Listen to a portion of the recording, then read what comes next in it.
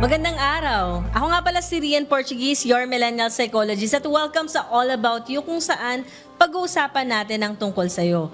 So para sa umagang to, basahin natin yung nag-send sa atin ng letter, isang aspiring psychometrician or aspiring RPM. Ang sabi niya, psych grad ako at naghahanda sa board examination or yung BLEP.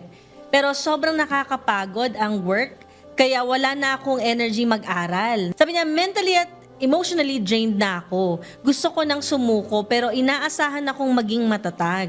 Siguro bigyan lang kita ng konting background, no? Totoo naman yung sabi mo, no? Na syempre kailangan talaga maging matatag ka kapag magte-take ka ng board examination kasi seryoso ang usapan yan eh. Nangangailangan talaga siya ng oras, tsaka talaga ng effort. So, hindi po pwedeng sabihin natin na basta-basta na lang tayo magte-take ng exam kahit hindi tayo totally ready. So, importante talaga dito na alamin natin kung papaano ba natin gagawa ng paraan, di ba? O kaya, alam mo yun, kung busy ka sa trabaho, paano natin siya may isisingit sa trabaho.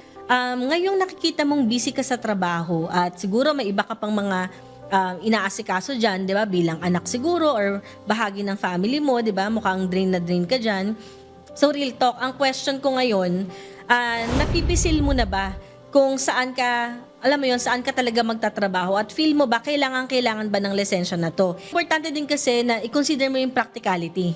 'Di ba? Practical ba na mag-take ka ngayon ng board examination? Or gaano ba talaga ka-okay na maisisingit mo to ngayon sa trabaho mo? Kasi baka hindi ka pa well-adjusted. Kung ano yung trabahong meron ka ngayon, maganda yan na i-keep mo. Part nito yung plano. So yung plano, energy management, time management para masingit mo siya. So alamin mo ano pa yung humuhugot ng energy mo kung bakit ka nawawala ng gana mag-aral. Kasi mag-share na ako ng personal experience. Kapag uuwi ako ng bahay dati nung nagtitake ako ng board examination, sobrang pagod na ako. Sabi ko, magtitake lang ako ng nap pero susunod nun, wala na ako talagang gana magbasa kasi nga natulog na ako nakauwi na ako ng bahay.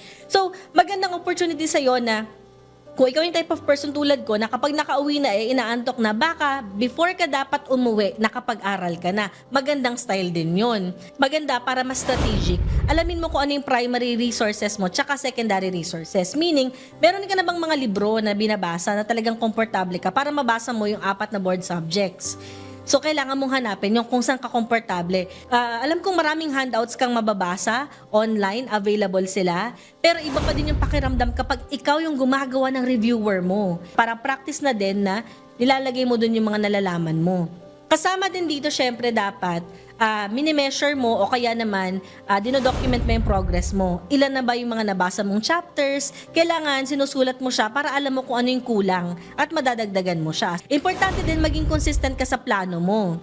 So mag-stick sa realistic plans para hindi ka masyadong no-overwhelm. Maganda rin, isama mo din sa plano mo dito yung meron kang accountability body. Ito yung mga kasama mo o na nagre-review din.